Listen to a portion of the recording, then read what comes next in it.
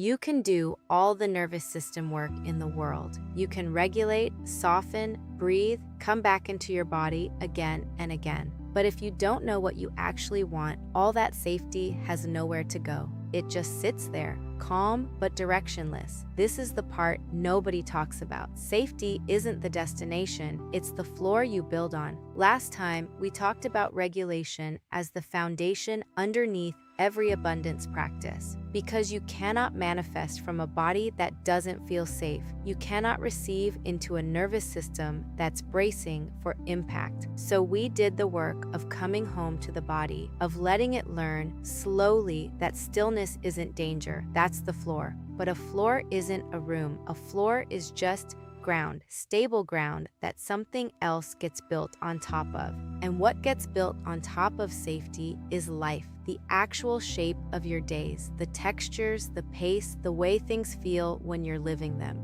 That's what a soft life is. Not aesthetic, not a vibe. It's safety extended outward into how you structure your actual hours. Here's where it gets misunderstood. A soft life isn't slower mornings and a clean kitchen. Those are symptoms of it sometimes. They're not the thing itself. A soft life is what happens when your nervous system isn't the one making your decisions anymore. When you're not saying yes because you're afraid of what no will cost you. When you're not overextending because rest still feels unsafe to fully receive. A soft life is friction removed, not because you've optimized your way out of effort, but because you've stopped performing a version of productivity that was never actually yours. You don't have to earn rest by collapsing first. You don't have to prove your worth through exhaustion. You don't have to chase ease. You build the conditions and it arrives. This is the second floor, safety underneath you, softness around you.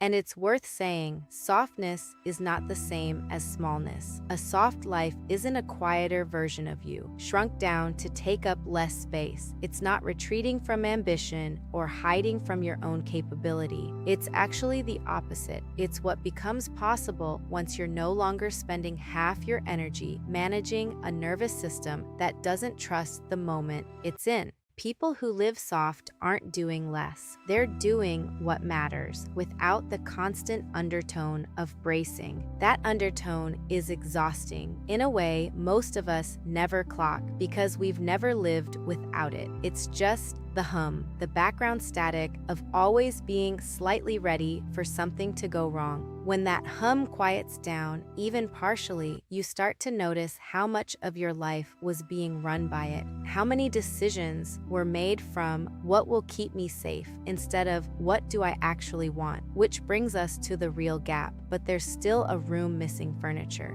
Because here's what happens to a lot of us. Once the nervous system starts to settle and the day-to-day starts to soften, we don't actually know what we want. Not in the big vision board, manifest a mansion sense, in the small sense, in the Tuesday afternoon sense. We know what we don't want. We know what we're tired of. We know what we're supposed to want because someone else wanted it first and we copied the shape of it. But wanting, real, specific, embodied wanting, that muscle often atrophies early, especially if you spent years in survival mode, where wanting wasn't safe, wasn't practical, wasn't even relevant. You can't ask the universe or your own nervous system or your own future to deliver something you've never let yourself name. Abundance isn't withheld from you. It's not being earned somewhere off in the distance. It's already yours, but it can't organize itself around a wish you haven't actually made.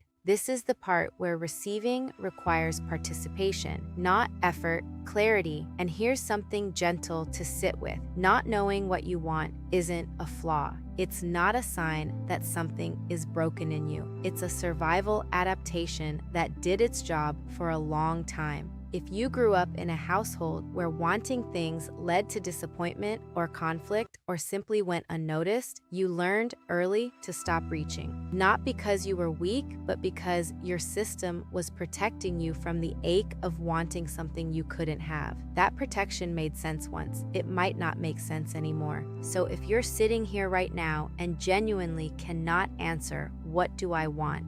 That's not a personal failing. That's data. That's a nervous system that learned a long time ago that wanting out loud wasn't safe. The good news is that this can be relearned slowly, the same way you relearned safety, the same way you're relearning softness. It starts small, almost embarrassingly small. A preference about lunch, a color you're drawn to in a store, a way you'd rather spend a Saturday if no one else's schedule mattered. These aren't trivial, they're reps. Every time you notice a preference and let yourself keep it, you're rebuilding the wanting muscle. So here's the practice, and it's deceptively simple. Not, what do I want my life to look like in 5 years? Smaller, closer. What do I want this week to feel like? What do I want more of today in my actual body? Where recently did I feel a flicker of yes, and did I let myself stay with it, or did I move past it too fast to name it? Wanting doesn't have to be loud to be real. It can be quiet. It can be specific. It can be, I want my mornings to start without urgency instead of some far-off abstraction. You don't have to chase clarity. You let it in, one honest answer at a time. This is the bridge between the floor and the room. Safety lets you feel. Softness lets you slow down enough to notice, and naming lets you finally build towards something real. You were never behind on this. You haven't missed your chance to want things clearly. You haven't failed by not knowing yet. You just hadn't built the floor underneath you. Now you have. So let yourself ask, quietly, without performing the answer for anyone. What do I actually want? Not what you're supposed to want, not what looks good from the outside, just yours. Let it surface slowly. Let it be small if it's small. Let it be specific. You don't have to chase it once you've named it. You already have it. You're just finally clear enough to see it. Let that be today's whole practice. Sincere thanks for watching. Don't forget to like, subscribe, comment, and share with anyone who needs to hear this. It really helps me and the channel out. Stay abundant.